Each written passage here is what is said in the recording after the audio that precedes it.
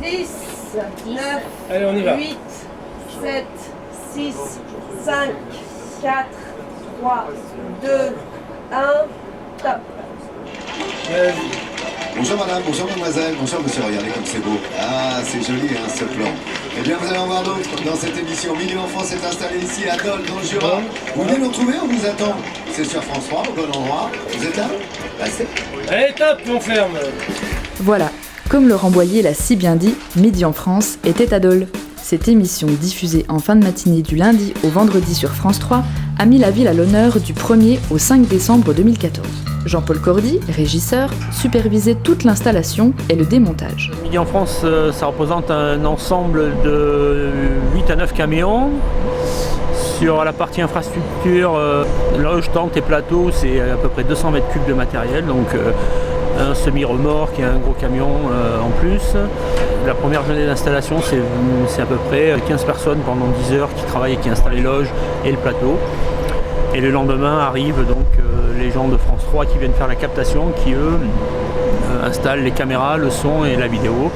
À Dole, au pic d'activité, quand l'équipe était en tournage, en comprenant les chroniqueurs, les journalistes et tous les techniciens, ce sont au total plus de 80 personnes qui étaient présentes pour rendre possible l'émission Midi en France.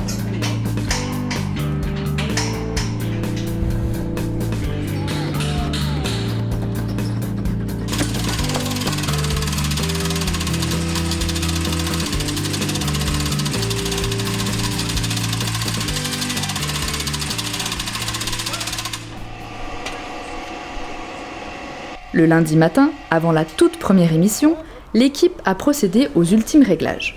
La concentration était palpable. Tout le monde se devait d'être parfaitement prêt. Chacun connaissait sa tâche, et notamment certains techniciens présents depuis les débuts de l'émission, soit 150 numéros en presque 4 ans. Puis, Laurent Boyer et ses chroniqueurs sont arrivés sur le plateau. Pas question pour eux de se lancer sans un tour de chauffe. Après un passage dans la loge maquillage, chacun a répété sa première chronique sous l'œil expert de l'animateur vedette et du réalisateur, installé au chaud dans le car régie.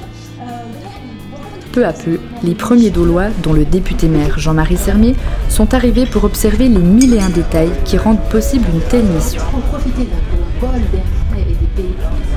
Ensuite, malgré la fraîcheur ambiante, la foule est devenue plus importante alors que l'heure du direct approchait.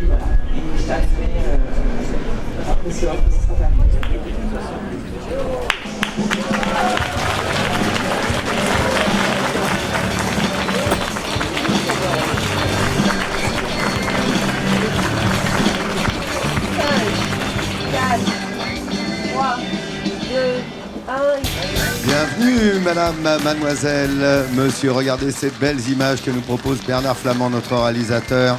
Regardez, nous sommes à Dole, oui, la capitale de Louis Pasteur. On parlera également de monsieur Aimé, évidemment l'auteur Marcel Aimé, au cours de cette semaine. Vous allez découvrir ce Jura, cette Franche-Comté où nous sommes installés avec un patrimoine qui est là depuis le XIIe siècle. Déjà, on en a beaucoup parlé. Une ville importante que la ville de Dole. Regardez, voici la Franche-Comté, le département du Jura. Et puis regardez le petit point rouge là, oui, c'est bien ça. C'est la ville de Dole où nous sommes installés. Regardez, les Dolois sont venus nombreux ce matin.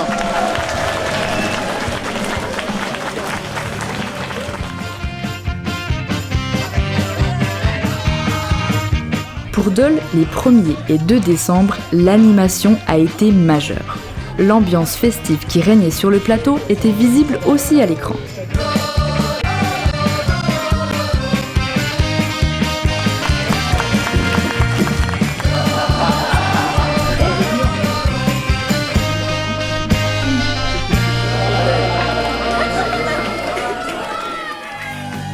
Durant le tournage des 5 émissions, 2 étudiantes de BTS Tourisme de Dole ont joué le jeu et distribué au public des badges à l'effigie de Midi en France. Les spectateurs ne se sont pas fait prier pour les arborer. Quant à la ville elle-même, elle a été montrée sur France 3 sous un magnifique jour, grâce à des reportages de qualité ou à de superbes vues aériennes. Sans oublier le jeu sur Dole aux questions parfois surprenantes. Au final, avec l'émission du 1er décembre, Midi en France a enregistré sa meilleure audience depuis la rentrée de septembre 2014, attirant près de 420 000 téléspectateurs, soit 10,5% du public présent devant la télévision. La séance de dédicace a permis au public de rencontrer les chroniqueuses et chroniqueurs. Tiens, jolie Cindy. Viens avec Lolo. Et là encore, l'ambiance était au beau fixe. Merci Cindy. C'est génial, ça fait connaître un petit peu le pays, disons, ça fait connaître notre région un petit peu dans toute la France déjà, et puis peut-être dans le monde, parce que si c'est diffusé sur plusieurs chaînes, c'est très intéressant à voir, quoi. Et depuis 1 an et demi, en plus, maintenant, évidemment, on est diffusé sur TV5 Monde. Donc, que tu sois à Los Angeles ou à Sydney ou à Pékin, tu peux voir la ville de Dole. Donc c'est sûr que pour une ville, c'est une valeur ajoutée énorme, quoi. En dehors du fait qu'en plus, on est rediffusé le soir maintenant. Donc tu as 1h le matin et tu rebolotes le soir en national. Donc c'est 2 heures par jour sur Dole, hein. Plus TV5 Monde.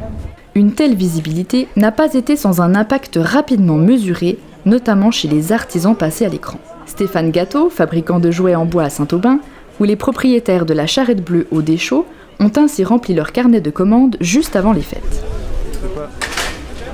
Il y a une procession derrière, c'est le vin jaune. Je me suis mis un peu aux couleurs du pays. On a un accueil formidable ici à Dole.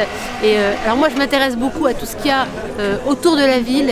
J'adore les randos, j'adore le fromage, j'adore les gens. Je trouve qu'on est vraiment bien reçus.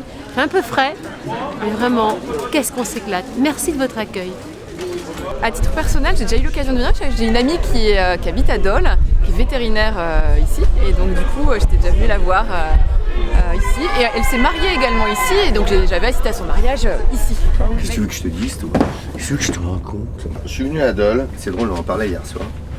Je suis venu chez Hubert Félix Stéphane. Ah oui. J'ai passé 2 jours chez lui, c'est un ami.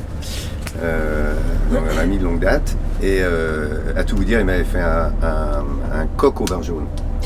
Donc on avait passé 3 heures dans la cuisine, c'est lui qui a cuisiné.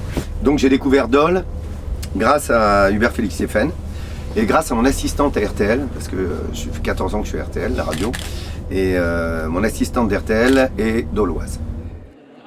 Pour remercier la ville de son accueil, monsieur le député-maire Jean-Marie Sermier a même reçu un tablier aux couleurs de l'émission lors d'un pot organisé à l'hôtel de ville. Et merci de nous recevoir ici à Dole, et on y prend vraiment du plaisir. Mais Laurent Boyer n'est pas non plus reparti les mains vides. Je ne sais pas si je réussirai à faire la fondue au vin jaune, mais pour faire une fondue au vin jaune, la meilleure des solutions, c'est déjà d'avoir du vin jaune. Au final, ce sont 20 000 € de retombées économiques directes que la venue de l'émission aura généré chez les commerçants, restaurateurs et hôteliers de Dole. Monsieur le maire connaît sa ville et sait en parler. Écoutez, vous me questionnez sur les retombées économiques que porte une telle émission sur Dole et le Grand Dole. C'est évident que c'est fondamental pour notre territoire, pour son rayonnement. Tout d'abord, c'est de 80 personnes qui viennent pendant 4 jours. Donc bien sûr que c'est un soutien hôtelier, de restauration, de présence qui est fondamental.